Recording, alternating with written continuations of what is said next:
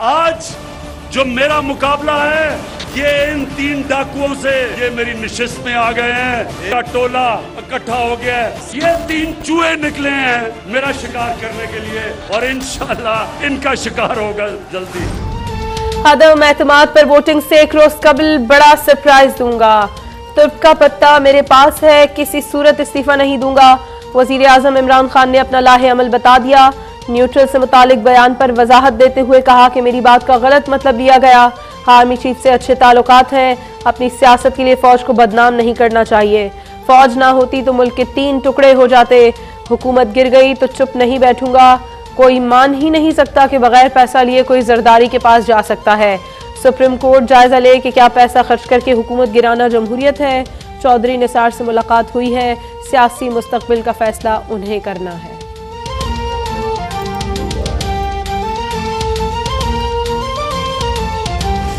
इमरान अपना अक्सरियत खो चुका है, इमरान का हुकूमत खत्म हो चुका है, इमरान साबिक वजीर आजम बन चुका है। बुज़दिल है इमरान, बुज़दिल भाग रहा है, मुकाबला से भाग रहा है। इमरान तू चूहा नहीं हो, Imran you're a rat Imran Khan.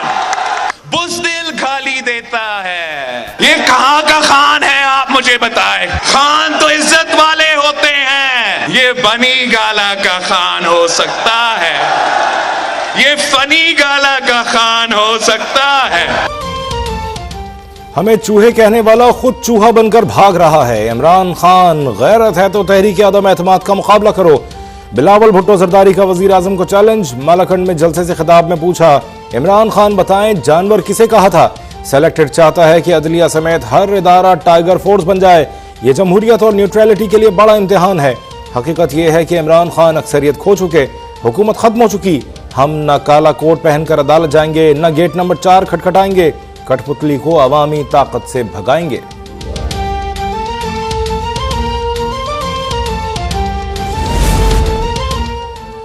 वजीर आजम की हिदायत पर हुकूमती टीम की इत्तेहादी जमात एमकेएम के वफ्द से अहम मुलाकात। स्पीकर असद कैसर, परवेज खटक और असद उमर ने खालिद मकबूल सिद्दीकी और दीगर को वजीर आजम का पैगाम पहुंचाया। एमकेएम के तमाम तहफ़्फ़ुज़ात दूर करने की यकीन दहानी।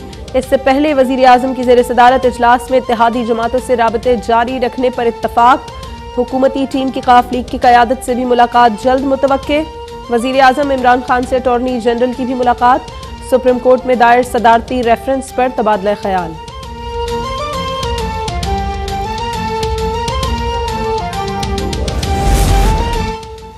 मुस्लिम लीग नून ने लॉन्ग मार्च की तारीख तब्दील कर दी। मरियम नवाज और हमजा शहबाज की क़यादत में महंगाई मुकाओ मार्च 24 के बजाय अब 26 मार्च को लाहौर से रवाना होगा और 28 मार्च को इस्लामाबाद पहुंचेगा।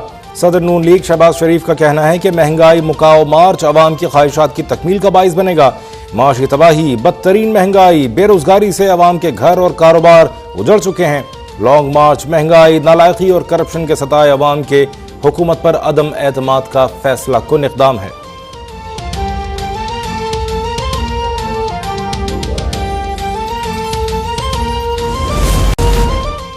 तहरीके आदम एतमाद कामयाब होगी। आइन पर अमल दरामद किया जाएगा तो जमहूरियत को कोई नुकसान नहीं होगा। वजीर आला सिंध मुराद अली शाह की गवर्नर सिंध इमरान इस्माइल के हमरा कराची में मज़ार कायद पर हाजिरी के बाद मीडिया से गुफ्तगू। कहा, हम चाहते हैं बल्दियाती इदारे मजबूत हों। एमकेएम से बल्दियाती निज़ाम पर गुफ्तगू हुई। मुलाकातों में एमकेएम ने अपनी याददाश्तें पेश की हैं।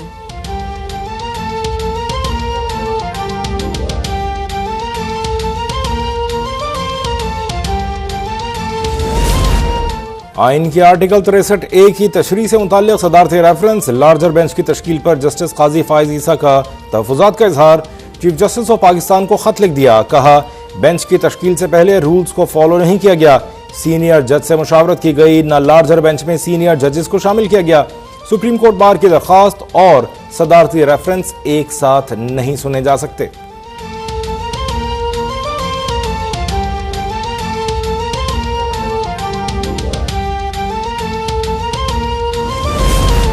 मुल्क में कोरोना दम तोड़ने लगा। 2 साल में पहले एक दिन में कोई मौत रिपोर्ट नहीं हुई।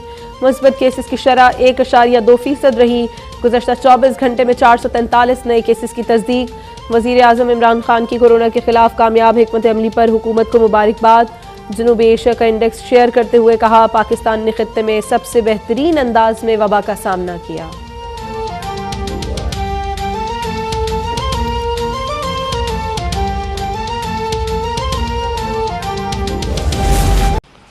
Will not only be coordinating, they will be meeting more regularly to highlight the plight of the people there. So we have a clear plan of action for member states, for members of the contact group, for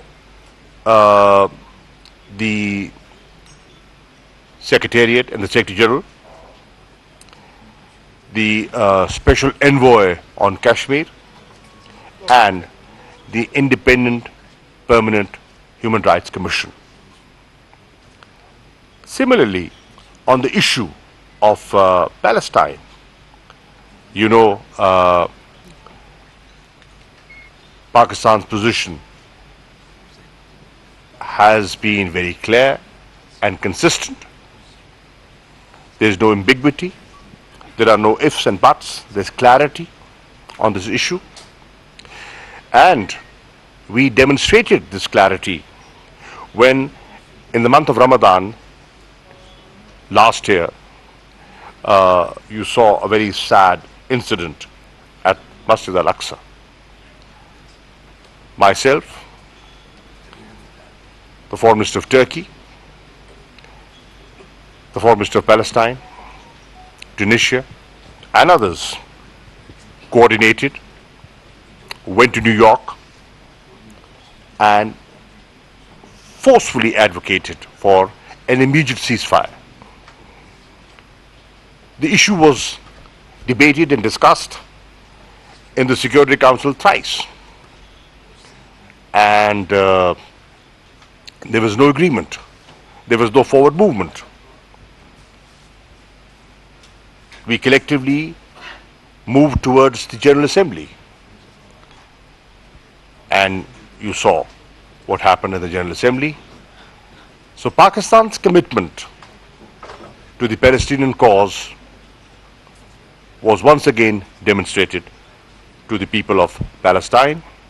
And in my meeting that I had with the Palestinian Foreign Minister today, they were not only appreciative, they acknowledge what Pakistan has done for them and is willing to do in the days ahead.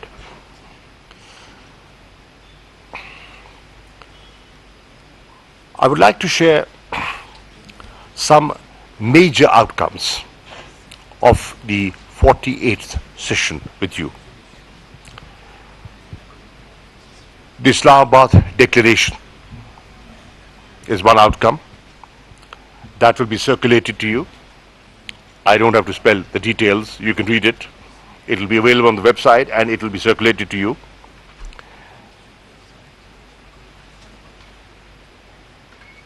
The second outcome was a very forceful resolution on the Jammu and Kashmir dispute. The third outcome, as I said, our focus was Kashmir, the issue of Kashmir. So the third outcome was a comprehensive joint communique by the contact group on Jammu and Kashmir.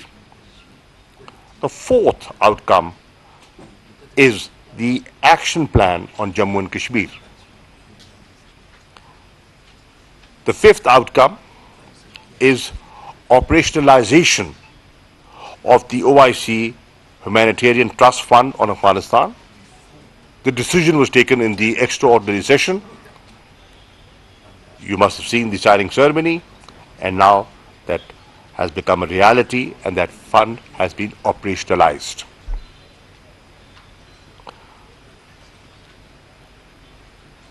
The sixth outcome is the appointment of a special envoy on Islamophobia. And this indeed is a great achievement of the OIC. Collective wisdom and unity shown. Islamabad में वज़ीर ख़ारजा Shah Mahmood Qureshi OIC secretary general के हमरा मुश्तरका news conference कर रहे हैं, जो क्या बराह रास्त देख रहे थे।